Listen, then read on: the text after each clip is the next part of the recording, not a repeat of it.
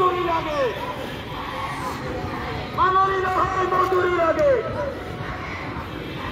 এতিয়াও ধৰা নাই অটোত বহি থকা সকলে পিছফালে বহি আছে ওলাই আহক প্লিজ অটোৰ ভিতৰৰ পৰা অলপ সময় ওলাই আহক স্লোগান দিয়ক ভিতৰত বহি নাথাকিব ওলাই আহক অটোৰ ভিতৰৰ পৰা ওলাই আহক অটো মানে এই টেম্পোৰ ভিতৰত ইনকাম জিন্দাবাদ आवाज जो हो मेघ है आवाज जो हो मेघ है इंसाफ जिंदाबाद माननी নহয় মজুরি লাগে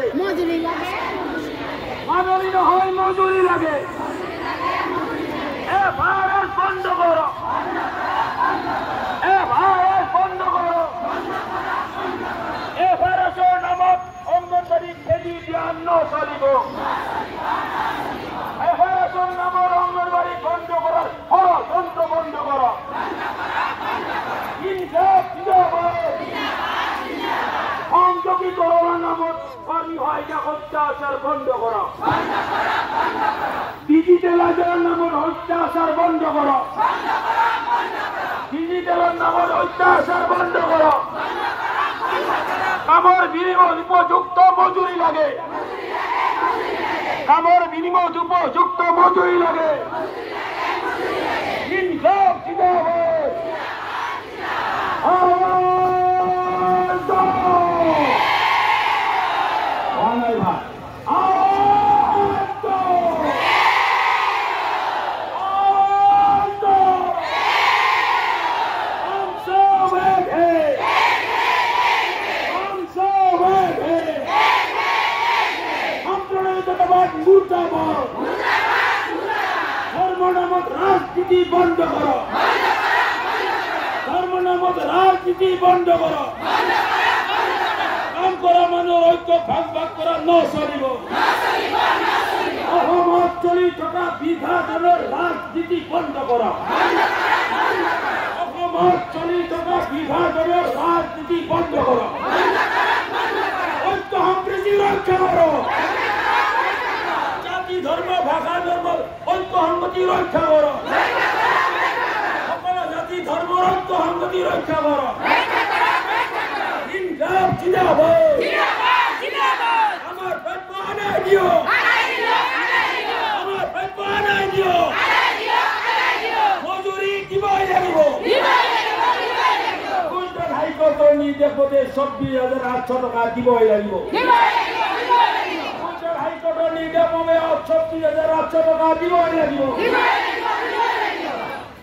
বেলেগ আকৌ ভাষণ দিব নালাগে এতিয়াও মূল কথা হৈছে আমি এই স্লোগানবিলাক কিয় দি আছো আমাক এই সভা কৰাৰ কাৰণে মই বিচাৰিছো আইন যদি আমি ভংগ কৰিছো আমাক নিশ্চয় আপোনালোকে আইনগত ব্যৱস্থা ল'ব তাত কোনো আপত্তি নাই কিন্তু এই চৰকাৰৰ নীতিয়ে ৯ বছৰ ধৰি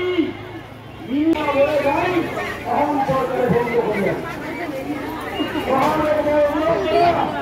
আপনাদের ব্যবস্থা কে সরকার হবে মিনিমাম ওয়েজ অফ 1948 ভঙ্গ করিয়াছে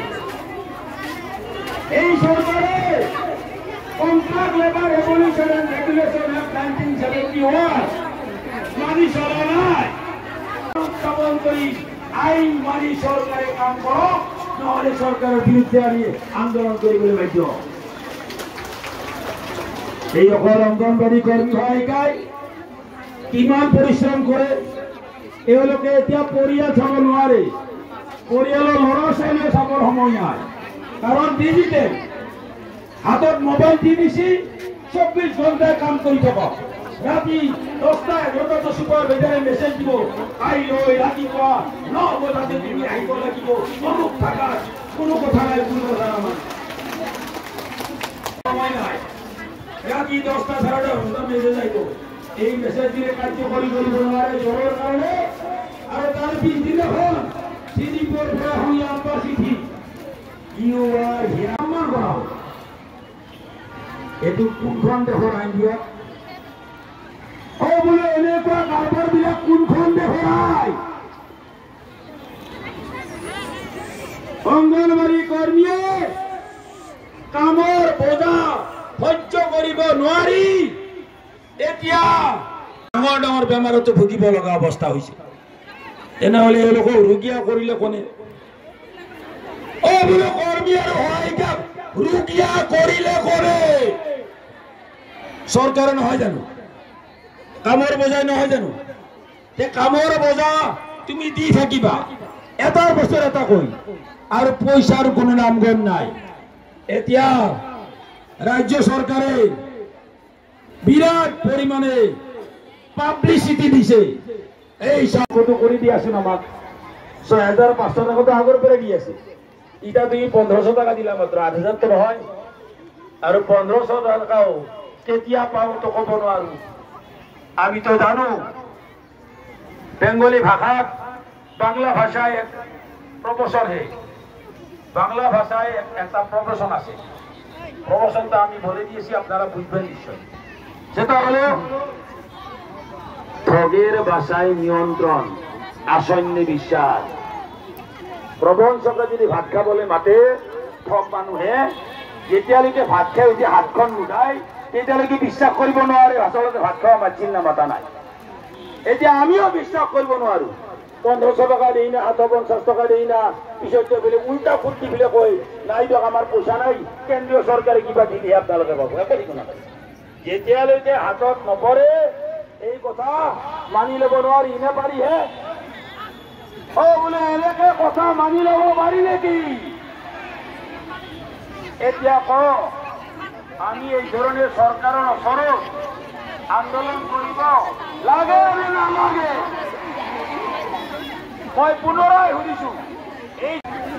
এই নাম কোকৰাঝাৰ জিলা কেৱল নহয়, 18 জিলাৰো আমাৰ বান্ধৱীসকল আহিছে। ৰাজ্যখনৰ একেবাৰে তিনিচুকীয়া, চিমুৰৰ জিলা, ধুবুৰী, ধেমাজি,